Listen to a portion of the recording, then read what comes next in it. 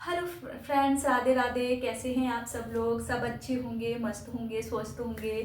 तो आज हम बात करने वाले हैं कि भीमोलक्ष्मी व्रत कब और कैसे रखना चाहिए। आज है शुक्रवार और आज मेरा व्रत है, यही भीमोलक्ष्मी वाला।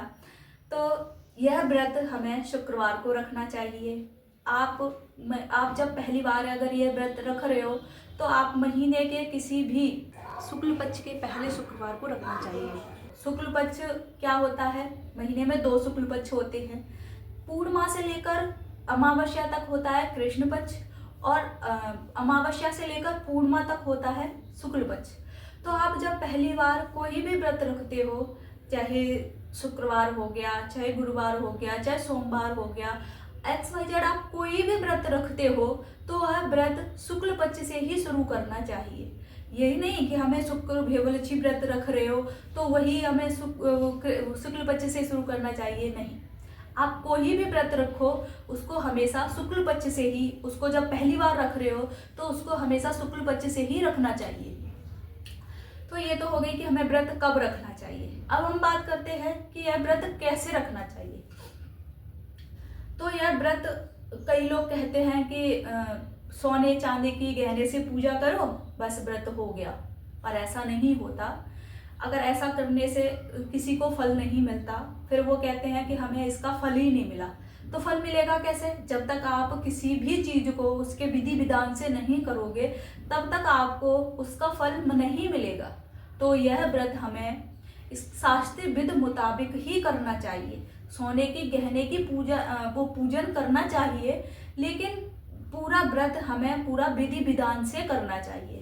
तो यह व्रत सोमवार को करना चाहिए, शुक्रवार को करना चाहिए।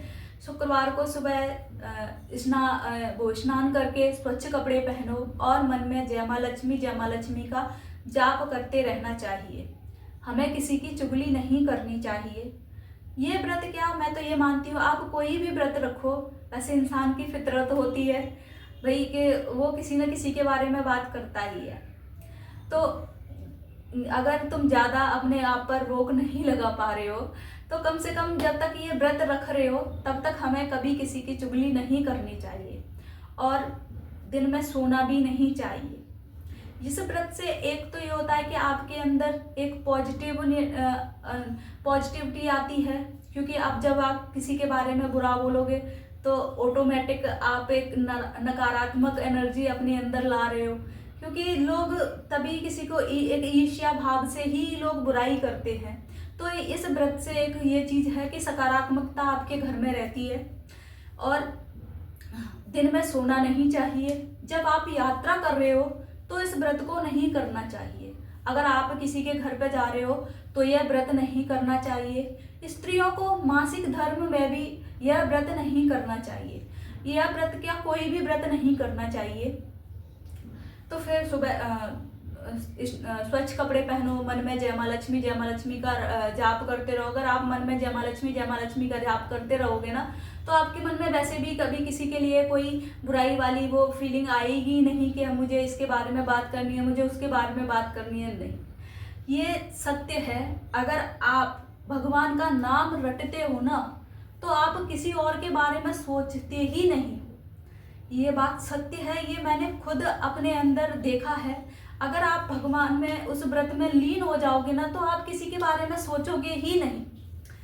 तो शाम को इस व्रत को हमें, इस व्रत का वो पूजा पाठ होता है वो शाम के टाइम होता है। तो शाम को अच्छे से उस जगह को साफ सूफ करके वहाँ एक हल्दी से नीचे वो करना चाहिए, लीपना चाहिए।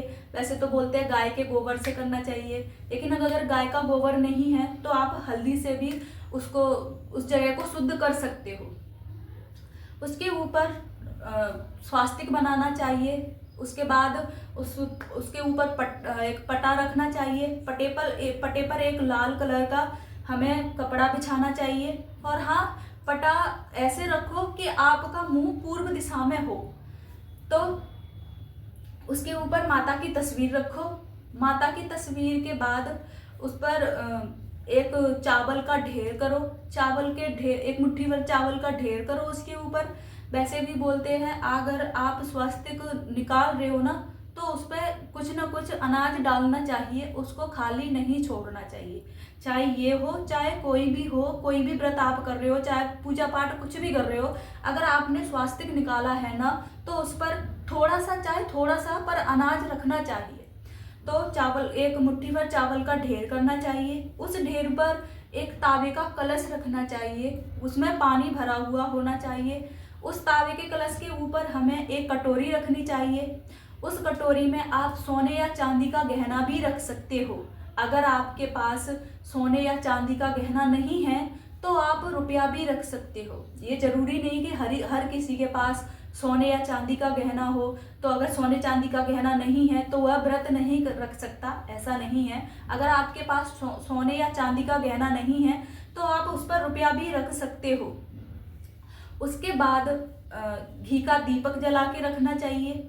फिर माता के उस किताब पर, और हाँ, उसको माता के सामने हमें संकल्प करना चाहिए कि आप कितने शुक्रवार तक, कितने शुक्रवार यह व्रत रखना चाहते हो। अगर आप यह व्रत वैसे 21 या 11 शुक्रवार रखे जाते हैं, अगर आप में कितनी क्षमता है कि आप कितने व्रत रखना चाहते हो, 21 या 11, वह दृढ़ संकल्प माँ के सामने करो कि मैं यह व्रत 21 या 11 शुक्रवार रखूंगा। तो आपकी जो मनोकामना है वह माता को विनती करो कि हे माँ, मेरी यह मनोकामना पूर्ण करना। मैं आपका यह भेवलक्ष्मी व्रत कर रही हूँ। आपकी जो मन्नत हो वह माँ से विनती करो कि मेरी इस मन्नत को पूरी करना। तो फिर उसके बाद पुस्तक में माता के फोटो दिए गए हैं। वरदलक्ष्मी व्रत, भेवलक्ष्मी व्रत, संतान लक्ष्मी व्रत और ऐश्वर्य लक्ष्मी व्रत, कई माता के फोटो दिए गए हैं। तो आप ये विनती, उन फोटो को प्रणाम करो। और माता का श्रीयंत्र भी है, और उस श्रीयंत्र को ऐसा बोलते हैं कि 108 बार उसका जाप करना चाहिए। माता को धनलक्ष्मी, संतान लक्ष्मी या ऐश्वर्य लक्ष्मी क्यों कहा जाता है? क्योंकि जो भी यह व्रत, ये जरूरी नहीं कि आपको आपके घर में सिर्फ कोई अगर चाहे तो कि आपके घर में आपका काम नहीं चल रहा तो आप यह व्रत रख सकते हो। आपके संतान नहीं हो रही तो आप यह व्रत रख सकते हो। और आपकी नौकरी नहीं लग रही तो ये आप इस व्रत को रख सकते हो। इसीलिए माता के कई स्वरूप हैं, तो आप उनको प्रणाम करो। फिर श्रीयंत्र है उसको भी प्रणाम करो। फिर माता का जो लक्ष्मी स्तवन का पाठ है उस पाठ को हमें पढ़ना चाहिए। फिर माता का उसके बाद 11 बार सच्चे मन से माता का नाम लेना चाहिए। फिर उसके बाद जो आपने, हाँ, और एक मीठी चीज़ बनाकर उसको प्रसाद में रखनी चाहिए। जो आपने मीठी चीज़ बनाई है उस प्रसाद को आप पूजा के बाद आप सभी में बांट दो। फिर जो प्रसाद बचता है वो आप खुद ग्रहण करना चाहिए। ये तो हो गया माता की व्रत की विधि कि हमें यह व्रत कैसे करना चाहिए। अब लास्ट में आता है उसकी उद्यापन विधि। आप कोई भी व्रत रख रहे हो ना तो उसका उद्यापन जरूर करना चाहिए। चाहे भेवलक्ष्मी हो, चाहे कोई भी व्रत हो, उसका उद्यापन जरूर करना चाहिए। क्योंकि अगर आप उद्यापन नहीं करते हो ना तो वह व्रत पूर्ण नहीं होता है। इसलिए उसकी उद्यापन विधि जरूर करनी चाहिए, चाहे कोई भी व्रत हो। उद्यापन के बिना वह व्रत अधूरा होता है, इसीलिए उद्यापन विधि जरूरी होती है। तो जैसे आपने यह व्रत पूरे शास्त्रीय विधि मुताबिक की, उसी प्रकार उसकी उद्यापन विधि भी शास्त्रीय विधि मुताबिक ही करनी चाहिए। तो वह शास्त्रीय विधि मुताबिक वो उद्यापन विधि क्या होती है वह मैं आपको बताती हूँ। तो जैसे आप पूजा करते हो, हर शुक्रवार को पूजा वैसे ही करनी चाहिए। और इसके बाद आप 7 कुंवारी लड़कियों को या सौभाग्यशाली स्त्रियों को बुलाकर उनको भोजन कराना चाहिए। और माता के उसमें भोग में खीर बनानी चाहिए।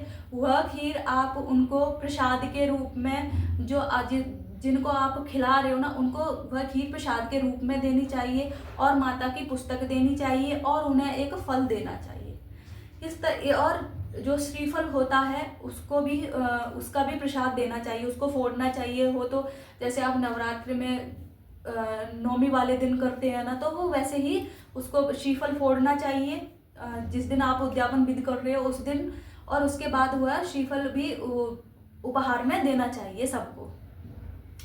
तो यह व्रत कोई भी कर सकता है, चाहे स्त्री हो, चाहे पुरुष हो, चाहे कुंवारी लड़की हो, यह व्रत कोई भी कर सकता है। वैसे ये कहा जाता है कि अगर घर में सुहागन स्त्री इस व्रत को करती है तो उसका वो ज़्यादा शुभ माना जाता है और उसको उसका ज़्यादा फल मिलता है। वैसे आप कोई भी अगर सच्चे मन से इस व्रत को करेगा तो उसको फल अवश्य मिलेगा। तो हमें यह व्रत सबसे जो महत्वपूर्ण है ना, किसी भी व्रत को हमें सच्चे मन से करना चाहिए, चाहे वो कोई भी व्रत हो, हमें अपनी पूरी श्रद्धा भाव से व्रत करना चाहिए, तभी उसका फल मिलता है, चाहे भेवलक्ष्मी व्रत हो, चाहे कोई भी हो।